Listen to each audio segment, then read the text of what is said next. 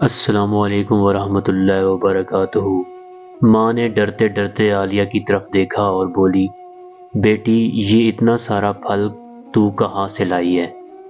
ابھی تو تنخواہ ملنے میں بہت دن باقی ہیں۔ ماں کی آنکھوں میں کرب تھا، دماغ میں جو ممکنہ سچ گھوم رہا ہے اسے سننے سے ڈر رہی تھی۔ حالانکہ اسے پتا تھا عالیہ اس سے کبھی جھوٹ نہیں بولتی۔ وہ بولی، امی جی آپ پریشان نہ ہوں، آپ کو پتہ ہے میں نہ آپ کو رسوا کروں گی نہ شرمسار ہونے دوں گی۔ آج جب ہم ٹرمینل پر واپس پہنچے اور میں مسافروں کو رخصت کر رہی تھی تو ایک صاحب نے بس سے اترتے ہوئے میرے ہاتھ میں 1000 روپے کا نوٹ تھما دیا اور بولے، یہ تمہاری عیدی ہے۔ امی جی میری آنکھیں بھیگ گئیں، مجھے ابو بہت یاد آئے۔ مجھے یاد ہے ابو ہمارے لیے موسم کے پھل لایا کرتے تھے۔ میں نے بھی فیصلہ کیا آج گھر پھل لے کر جاؤں گی۔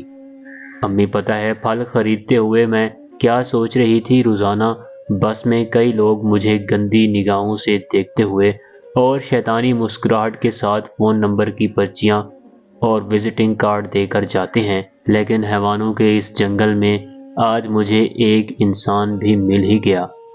امی مجھے گمان بھی نہ تھا کہ مجھے کوئی بیٹی سمجھ کر بھی مخاطب کرے گا۔ نتیجہ، عورت کی عزت کیجیے۔ جو شخص اپنی ماں کی عزت کرتا ہے وہ عورت کا احترام کرتا ہے، اور جو شخص اپنی ماں کی عزت اور احترام نہیں کرتا وہ کسی کی عزت نہیں کر سکتا۔ برائے مہربانی اس کو محض تحریر نہ سمجھیں بلکہ اس پہ عمل کرنے کی کوشش کیجیے، اور دوستوں کے ساتھ شیئر بھی ضرور کیجیے تاکہ کوئی ایک بھی عمل کر لے تو آپ کے لیے صدقہ جاریہ ہو جائے۔ شکریہ۔